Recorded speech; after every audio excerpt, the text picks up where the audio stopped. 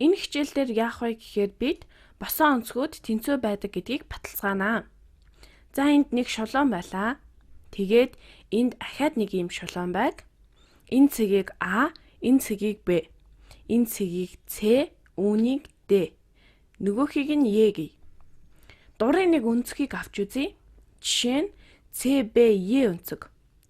Энэ бол CBE өнцөг. Одоо би яах вэ гэхээр хэрвээ би CBE өнцөг нь DBA босон өнцгтөөгөө ямах тэнцүү байна гэдгийг батлах юм бол ерөнхий тохиолдолд босон өнцгүүд хизээд тэнцүү байдаг гэдгийг баталж байгаа юм. Баталгаа. Юуг батлах гээд байгаа вэ гэхээр CBE өнцг нь өөрөөр хэлбэл CBE өнцгийн хэмжээ нь. Гэхдээ хэмжээ гэдгийг би бичгээ болъё. Чи ер нь янз бүрийн бичиглэл эртнээс тасч байна биз? За тэгэхээр CBE өнцг нь DBA өнцгтэй тэнцүү гэдгийг батлах гээд байгаа. Эхлээд бид юу мэдэх вүлээ?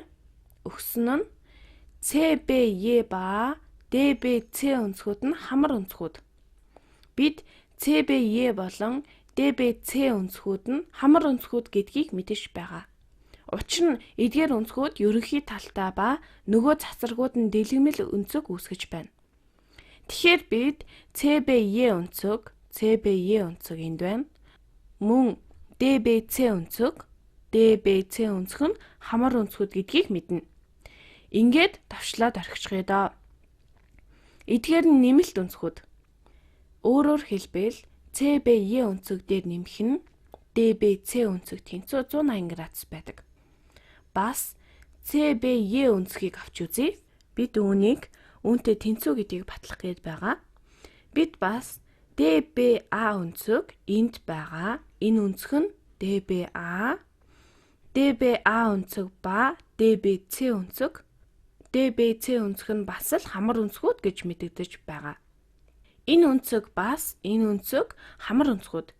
Эдгээр нь ерөнхий талтай өнцгүүд ба гадаад цацрагууд нь дэлгэмэл өнцөг үүсгэж байгаа тул эдгээр нь хамар өнцгүүд. Өөрөөр хэлбэл DBA өнцөг энд байгаа. Энэ өнцөг нэмэх нь DBC өнцөг энд байгаа. Энэ өнцөг тэнцүү 180 градус байна. За тэгэхээр энэ дээр байгаа илэрхийллийн хоёр талаас нь бид DBC өнцгийг асуул.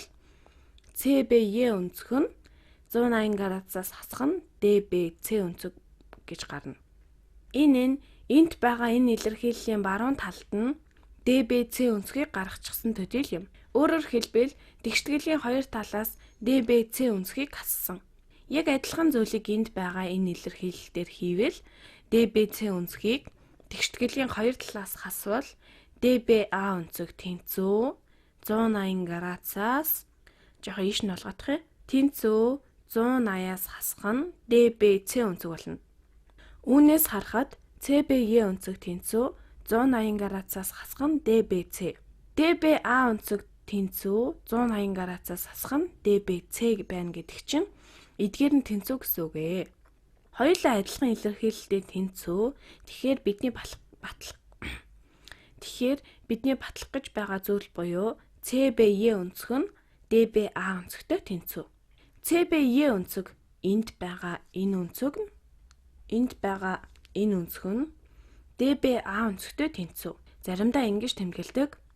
CBE өнцөг энд байгаа энэ өнцөгтөө яг адилхан байна гэсэн үг. Бусад босон өнцгүүд нь ямар ч өнцөг байсан заримдаа 2 давхар зураасаар тэмдэглэсэн байхыг харах бах. Энэ өнцөг нь энд байгаа өнцөгтөө тэнцүү гэсэн үг. Үе ингэж давхарлан тэмдэглэсэн тохиолдолтой таарах байхаа. Би бол гой өнгөөр зурах дуртаач бүх номнууд ийм 90 алаг байхгүй л олоо. Эсвэл тэнцүү өнцгүүд гэдгийг харуулахаар ингэж тэмдэглэсэн ч байж болно. Энэ өнцөг бас энэ өнцөг ялгаатай гэдгийг ингэж заримдаа адилхан гэдгийг ч ингэж харуулсан байна.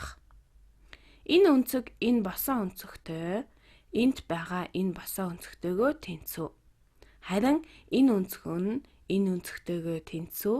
Учир нь энд огтолцсон шалгуунуудын хувьд босон өнцгүүд байна. Бидний баталгаа бол ерөнхий тохиолдол юм.